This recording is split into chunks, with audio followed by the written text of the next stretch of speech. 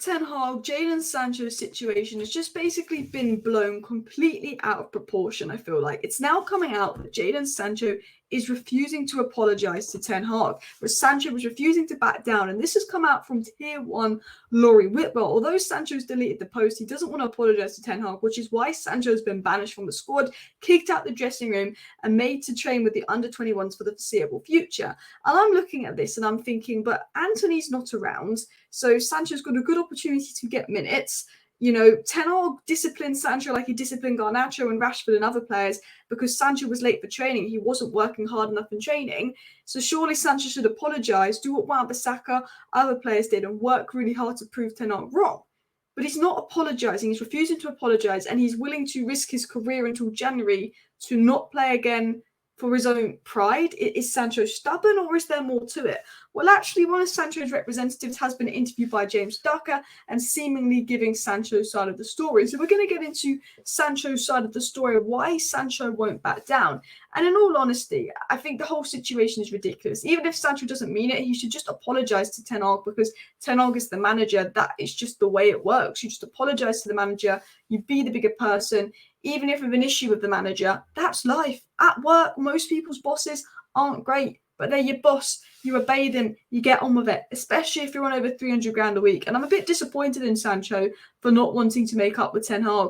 And we're going to get into Sancho's reasonings why in a second, because I just think at the end of the day, this is a golden opportunity. Anthony is not here. If you buckle down, if you work hard in training, if you get to training on time, and you say to Ten Hag, I'm going to be a better man, I'm going to prove you wrong, that's what Ten Hag wants. Ten Hag wants you to apologise for basically calling him a liar and saying that he's scapegoating you on social media, because all Ten Hag said at the end of the day was he dropped you because you weren't working hard enough in training, and he wants you to apologise for going on social media, putting out for a week that's a liar and a scapegoat, causing all this drama after an Arsenal loss, and he won't apologise. And I mean, the whole Jadon Sancho situation has got completely crazy, and I do back Ten Hag on this one, but there has to be more to the story. I keep looking at thinking, surely there's more to the story.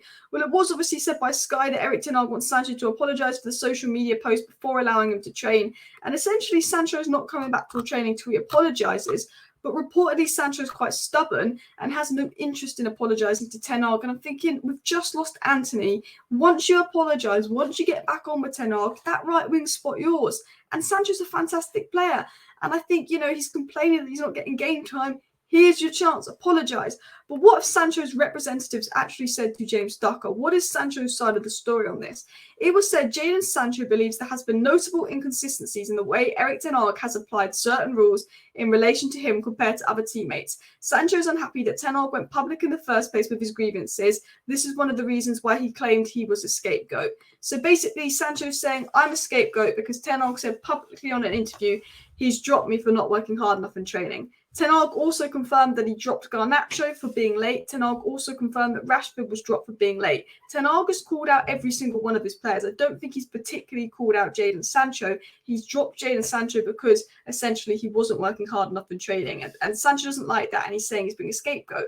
Now, I will say this. I believe that Ten Hag does treat Anthony more favourable than Jadon Sancho. But if you look at Anthony's last season, you look at Sancho last season, I think Anthony and Sancho were very similar in terms of ability last season. They were both pretty average, had good performances, had bad performances. I think Sancho is naturally a better player than Anthony, but Anthony is a harder worker. Anthony tracks back, and Anthony does what Ten Hag asks of him, and Anthony is Ten Hag signing. So Anthony will get favouritism. And Sancho basically is annoyed at Ten Hag, won't apologise because he thinks that Ten Hag treats him differently to other players, which I think Anthony, it does get a bit more favouritism. But at the end of the day, Ollie did that with McTominay, Fred, Maguire, Jose does that with players. The amount of players at Manchester United that don't get treated as well as other players, under managers, because managers do have favourites. Managers do have players they prefer, but those players get on with it.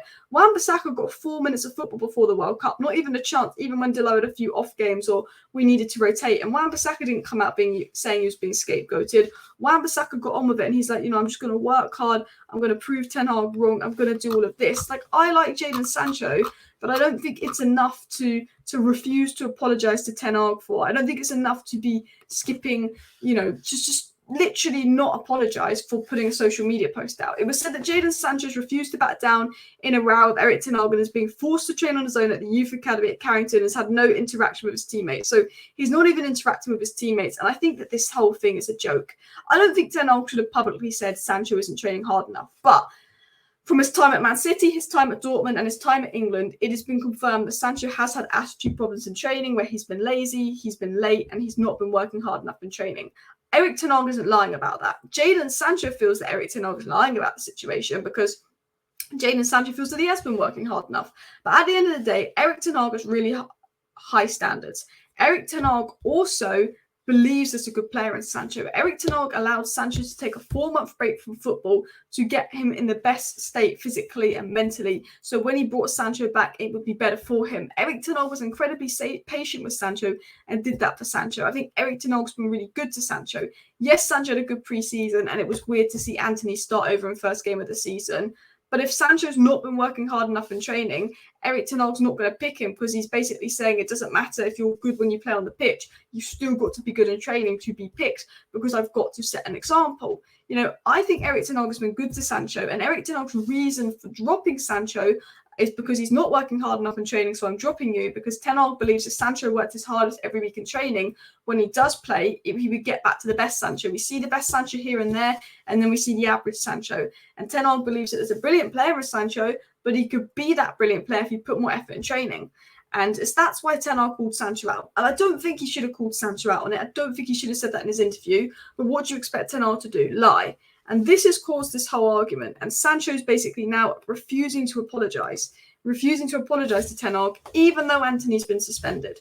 And Sancho's literal side of the story is Erik ten Hag treats players differently. Erik ten Hag kind of has favourites. I don't have the same treatment from Erik ten Hag as Antony. And that just happens in the workplace.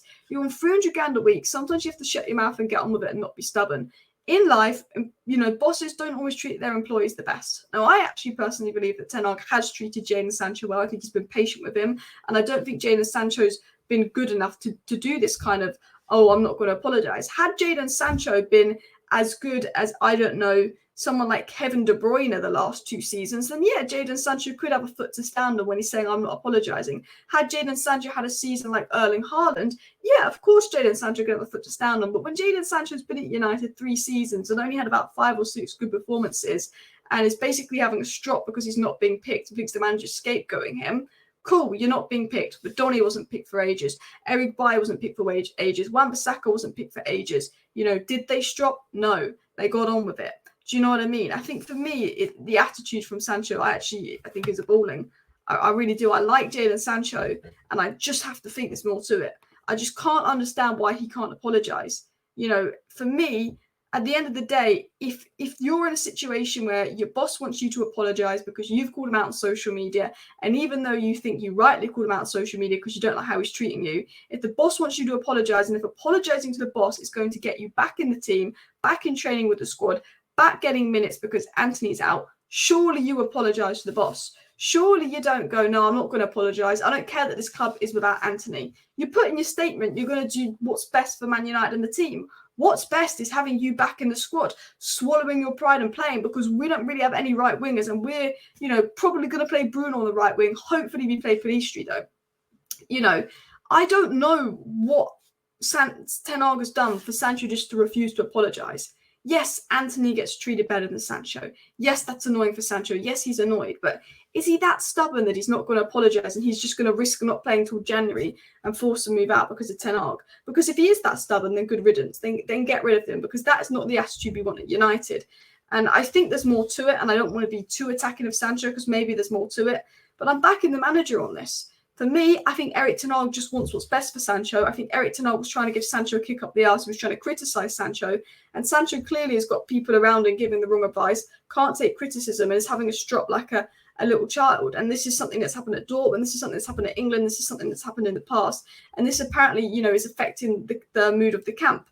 And him being removed from the dressing room is probably the right thing to do, because he'll just spread his negativity onto teammates. He's not talking to his teammates. He's having a complete strop. He's not making up with ten Hag. It's like, why? Because yes, he dropped you because you weren't training hard enough. And yes, he went on TV and told the world you're not training hard enough. But that's the reality. Look at that and say, I'm going to train harder. I'm going to prove everyone wrong. Because if Sancho had trained really hard and was starting versus Bayern Munich and putting a great performance versus Bayern Munich, no one's going to care. I think Sancho's making himself look worse.